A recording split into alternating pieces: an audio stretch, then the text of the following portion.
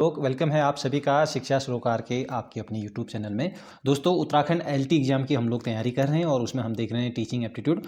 और आज की इस क्लास में हम देखेंगे व्यक्तित्व पर टॉप 50 एमसीक्यूज। तो आज की इस क्लास के बाद अगर व्यक्तित्व पर कोई भी क्वेश्चन बनता है एग्जाम में तो वो हम अटैम्प्ट कर पाएंगे। तो बहुत महत्वपूर्ण आप लोगों के लिए क्लास होने वाली है। और साथियों मुझे मालूम है कि आप लोग एलटी नोटिफिकेशन का बेसब्री से इंतज़ार कर रहे हैं काफ़ी लंबे समय से, है ना। और कुछ दिनों में तो ये देख ही रहे थे हम लोग कि आज आएगी भर्ती या फिर कल आएगी, 2 दिन में आएगी। तो अभी भी वैकेंसीज़ का हम लोग वेट कर रहे हैं, इंतज़ार कर रहे हैं। लेकिन साथियों अब मुझे नहीं लगता कि अब ज़्यादा प्रयत्न हम कर पाएंगे कि वैकेंसीज निकालने में। जितना हमने करना था या आपने करना था तो वो कर चुके। अब वैकेंसीज का वेट है। और जहाँ तक मेरा जो अनुमान है या फिर मेरा जो मानना है वो वैकेंसीज आप लोगों को अभी भी कल और परसों तक 2 दिन में आपको देखने को मिल सकती है। और पूरा कंफर्म तो अब क्योंकि हम भी भयभीत हो चुके हैं अब कि बार बार ये देख रहे हैं अखबार में या फिर कुछ अन्य सूत्रों से कि वैकेंसीज कल आएगी या आ जाएगी। तो अब उतना वैकेंसीज में कंफर्म नहीं हो पा रहे हैं कि वास्तव में कल आएगी या आ जाएगी या परसों आएगी। तो जो भी है वैकेंसीज तो आएगी ही। बाकी हम लोग आप लोगों के हाथ में जो कुछ है यही है कि हमें पढ़ना पढ़ाना, है ना। तो इसके अलावा और शायद ही अब कुछ हो पाए, है ना। तो पढ़ना पढ़ाने की जो प्रक्रिया है इसी को शुरू करते हैं फिर। चलिए क्वेश्चन नंबर 1, फ्रॉइड के अनुसार मन की संरचना की। अब जिसको देखो पढ़ने का मन नहीं है या फिर इंटरेस्ट नहीं है या वो वैकेंसीज को ही लेके लगे हुए हैं, है ना। तो भाई आप लोग स्किप कर सकते हैं वीडियो। तो क्योंकि अब हमारा तो काम ही है भाई पढ़ना पढ़ाना, है ना। तो बाकी आप लोगों को जो कुछ अच्छा लगे वो चीज़ देखिए, ठीक है। और चलिए, फ्रॉइड के अनुसार मन की संरचना की सही कोटि क्या है। सॉरी, ये 30 क्वेश्चन हम ऑलरेडी कर चुके हैं इससे पहले की वीडियो में, है ना। तो 30 से हम आगे बढ़ते हैं। 30 तक हम देख चुके हैं। 31, व्यक्तित्व व्यक्ति की सभी प्रकार की जन्मजात प्रकृति, आवेगों, प्रवृत्तियों, इच्छाओं, मूल प्रवृत्तियों और अनुभवों तथा अर्जित बातों का योग है। ये परिभाषा किसने दी है। बहुत इंपॉर्टेंट है ये परिभाषा, ऐसी पूछी जाती है। तो ये परिभाषा है मार्टिन प्रिंस की। ये आप आलपोर्ट में जा रहे हो, आलपोर्ट में मत जाइए, है ना। आलपोर्ट ने तो पर्यावरण से रिलेटेड कुछ ऐसी परिभाषा दी है कि पर्यावरण के साथ अद्वितीय समायोजन, है ना। ठीक, कुछ पर्यावरण के साथ समायोजन की बात की है। तो ये वाली परिभाषा आलपोर्ट की जो पर्यावरण से रिलेटेड है, पर्यावरण से समायोजन के लिए बोलते हैं, ठीक। तो ये मार्टिन प्रिंस की है, इसको आप ध्यान रखेंगे। 32, 16 पीएफ का प्रयोग किसके मापन हेतु किया जाता है। तो ये बार बार रिपीट हो गया है। ये व्यक्तित्व, है ना। कैटल का 16 व्यक्तित्व, है ना, 16 पीएफ। तो ये व्यक्तित्व मापन के लिए, है ना, 16। तो ये बोलते हैं कि 16 व्यक्तित्व कारक होते हैं करके, ठीक। और ठीक, तो इसको ध्यान रखना है। चलिए 33, माइनेसोटा बहुपक्षीय व्यक्तित्व सूची का निर्माण किसने किया। आई थिंक इसको भी हम इस पर भी बात कर चुके हैं, ठीक है। माइनेसोटा या फिर इसी को मैंने कहा था आपको कि मिनेसोटा भी नाम दिया जाता है, ठीक, मिनेसोटा। और यह एक क्या है, एक मनोरोग के निदान के लिए प्रयुक्त किया जाता है, ठीक है। इसमें 10 नैदानिक मापनी होती हैं, 10 नैदानिक मापनी और 3 होते हैं इसमें ये 3 होते हैं वैधता, ठीक। 3 वैधता और 10 नैदानिक मापनी, ठीक, ध्यान रखेंगे। इतना तो नहीं पूछेगी लेकिन इसको ध्यान रखना है कि माइनेसोटा बहुपक्षीय व्यक्तित्व सूची का निर्माण जो है वो किसने किया है। वो किया है हाथवे तथा मैकिन्ले। ए ऑप्शन है, ठीक, हाथवे तथा मैकिन्ले ने, ठीक। 34, जिमरमैन स्वभाव सर्वेक्षण का प्रतिपादन किसने किया। बहुत अच्छे क्वेश्चन है, इंपॉर्टेंट क्वेश्चन है। इस प्रकार के क्वेश्चन आपको देखने को मिलेंगे। जिमरमैन स्वभाव सर्वेक्षण का प्रतिपादन किया है गिलफोर्ड ने। ये बहुत इंपॉर्टेंट है, वेरी इंपॉर्टेंट। जिमरमैन स्वभाव सर्वेक्षण का प्रतिपादन किसने किया है।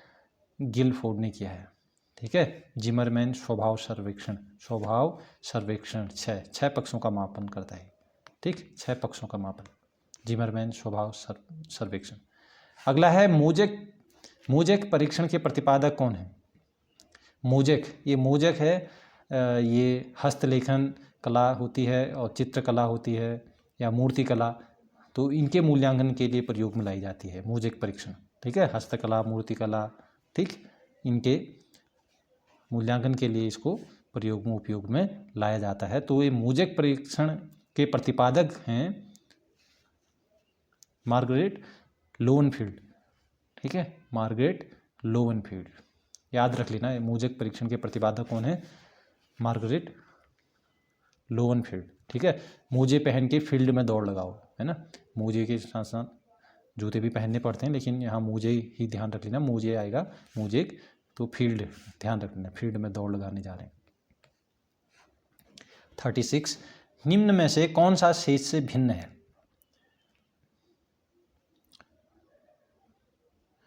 निम्न में से कौन सा शेष से भिन्न है? अब इसमें देखो, जो ये 16 PF है, इसकी बात हम पहले भी कर चुके हैं कि ये 16 PF जो है वो अप्रक्षेपी परीक्षण है, और TAT, रेवन, ड्रॉमेन, ये क्या है? प्रक्षेपी हैं। ठीक है, ये अप्रक्षेपी है 16 PF, तो बी ऑप्शन इसका ठीक हो जाएगा। 37, शेल्डन ने व्यक्तित्व का वर्गीकरण किस आधार पर किया? ये तो बार बार रिपीट हो गया है, शारीरिक बनावट के आधार पर। तीन भागों में इन्होंने बांटा था व्यक्तित्व को।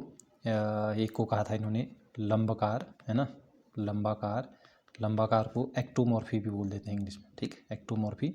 और एक गोलाकार, लंबाकार, गोलाकार और आयताकार। ठीक है, ठीक, गोलाकार इंग्लिश में इसको एंडोमॉर्फी भी बोल देते हैं, एंडोमॉर्फी। और जो आयताकार है इसको क्या बोलते हैं? मोनोमॉर्फी। ठीक है, तो ये ध्यान रखेंगे।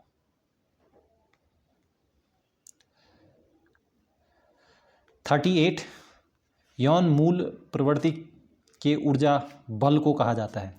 यौन मूल प्रवृत्ति के ऊर्जा बल, ध्यान रखना, ये यौन मूल प्रवृत्ति के ऊर्जा बल पूछ रहा है। ऊर्जा बल को क्या कहा जाता है? तो इसको कहा जाता है, ये क्वेश्चन आप लोगों के लिए हो सकता है नया हो सकता है ना, तो ये क्वेश्चन, ऐसे क्वेश्चन भी पूछे जा सकते हैं।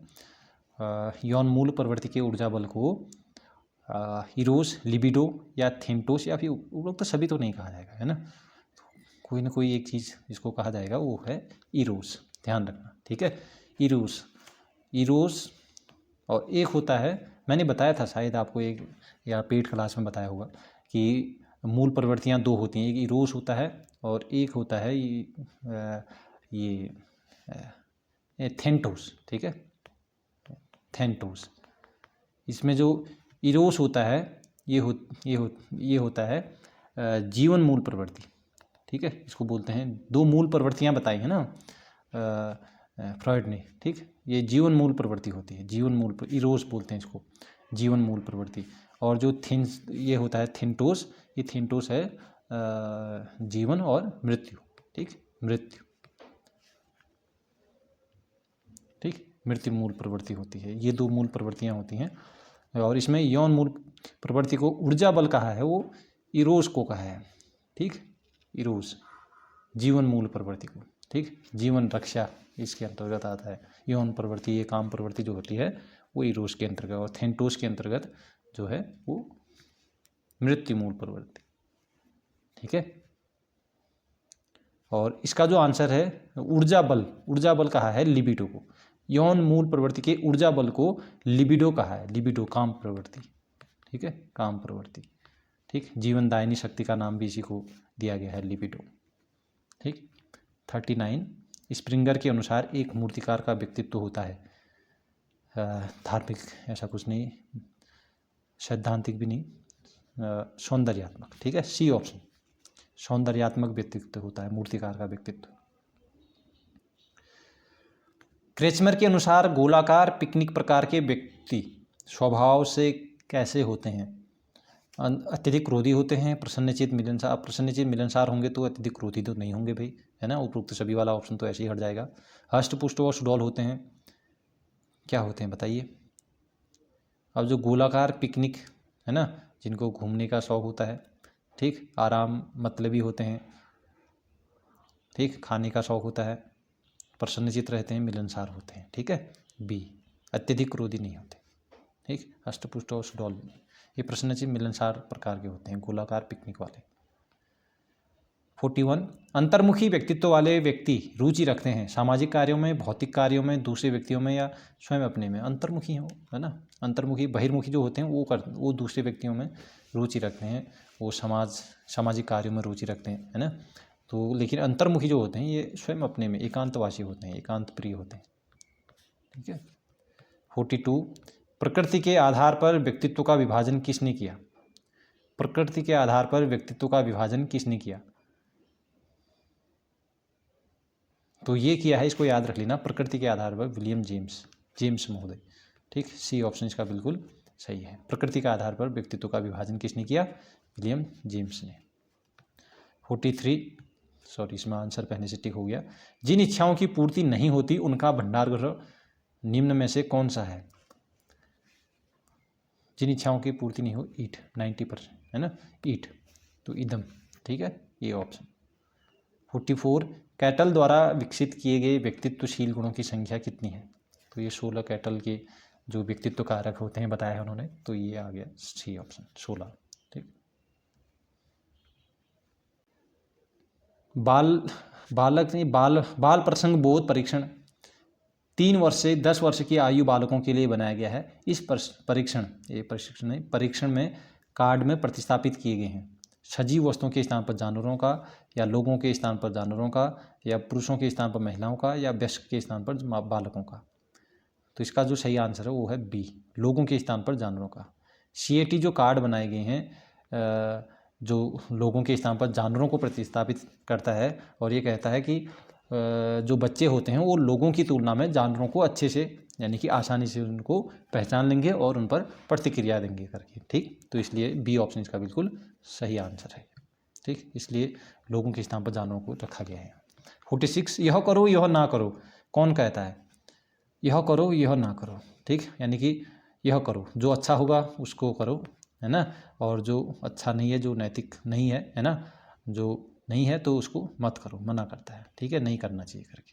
तो ये परम है। ठीक है, आदर्शवादी। ठीक, ये क्वेश्चन बहुत इंपॉर्टेंट है, ध्यान रखना, ये परम है। हिप्पोक्रेट्स ने व्यक्तित्व का वर्गीकरण किस आधार पर किया? हिप्पोक्रेट्स व्यक्तित्व का वर्गीकरण किस आधार पर किया? तो ये किया संवेग, स्वभाव। ठीक है, स्वभाव के आधार पर। ठीक, सामाजिकता के आधार पर तो हम जानते हैं कार्ल जुंग ने किया है ना, कार्ल जुंग ने, या युंग जो बोलते हैं।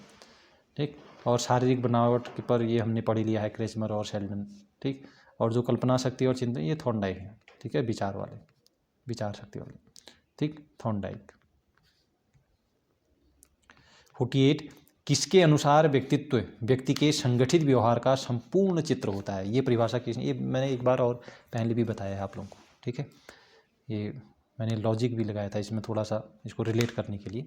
किसके अनुसार व्यक्तित्व व्यक्ति के संगठित व्यवहार का संपूर्ण चित्र होता है? संपूर्ण, ऑल पुट, ऐसे संपूर्ण में नहीं जाना है।